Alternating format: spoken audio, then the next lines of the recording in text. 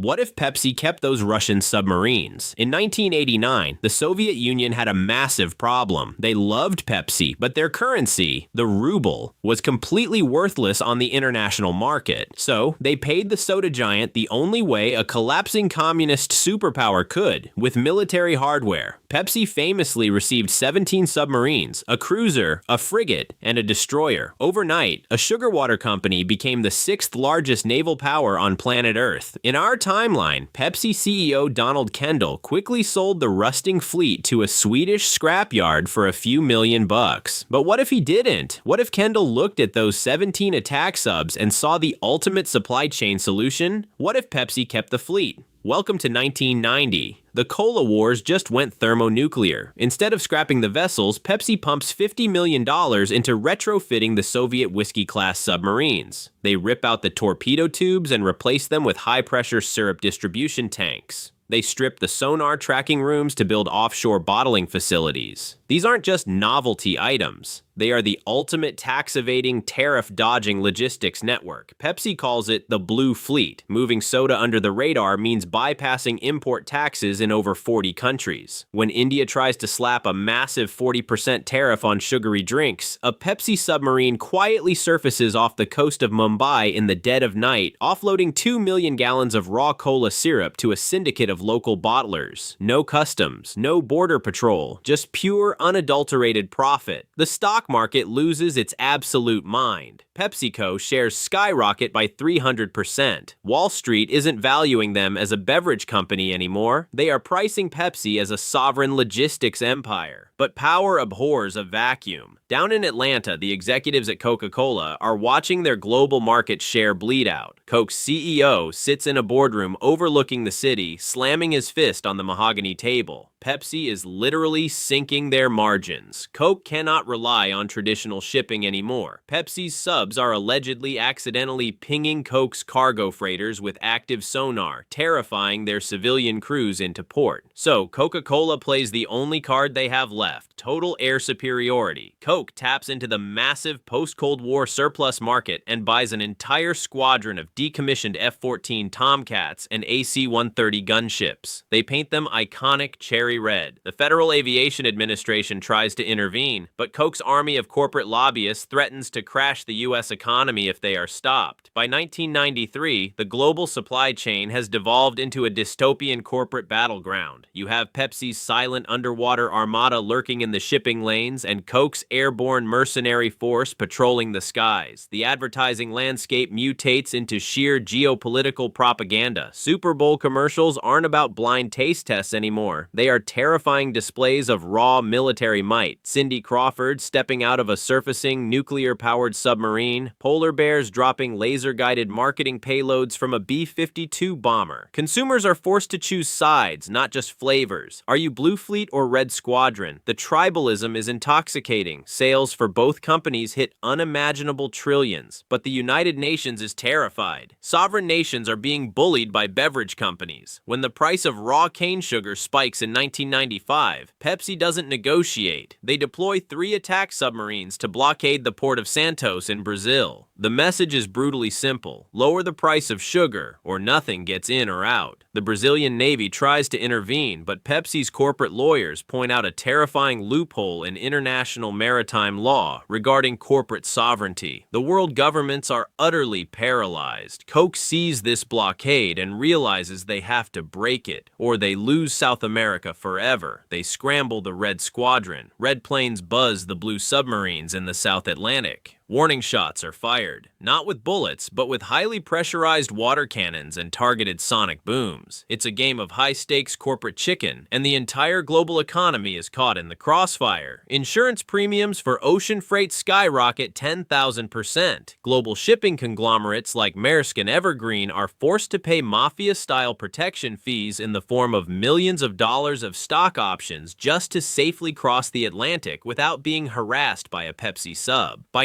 1998, Pepsi realizes the ocean isn't enough. They establish Pepsi Prime, a completely sovereign, man-made island built on top of 4 decommissioned oil rigs in international waters, guarded around the clock by their submarine fleet. No taxes, no labor laws, no FDA regulations. They invent a new, highly addictive variant of Pepsi that is completely illegal on the mainland, but legally produced and shipped from their ocean fortress via stealth submarines directly to underground coastal distributors worldwide. The breaking point arrives on December 31st, 1999. Y2K is looming over the globe. Coke has discovered the exact coordinates of Pepsi Prime and has loaded their AC-130s with massive EMP devices designed to completely fry Pepsi's underwater communication arrays, rendering the submarines completely blind and deaf in the water. Pepsi's Black Ops intelligence network, comprised of bribed harbor masters and satellite hackers, finds out about the preemptive strike. Donald Kendall sits in his pressurized underwater command center. The secure red phone rings. It's the President of the United States. He gives Pepsi an ultimatum. Stand down your fleet, surrender the submarines to the U.S. Navy immediately, and return to being a normal soda company, or the United States will officially declare war on PepsiCo. But Kendall knows that if he surrenders the fleet, Coke will instantly monopolize the global market, and Pepsi will be bankrupted by severe UN sanctions. If he fights back, he could actually sink a U.S. carrier group, cementing Pepsi as an independent superpower, but forever branding them as global terrorists. You are the CEO of PepsiCo. The radar screens in your command center are blinking rapidly. Coke's red bombers are inbound. The U.S. Navy is mobilizing. You have 10 minutes to make the ultimate billion-dollar decision. Do you issue the order to surface the fleet, fire EMP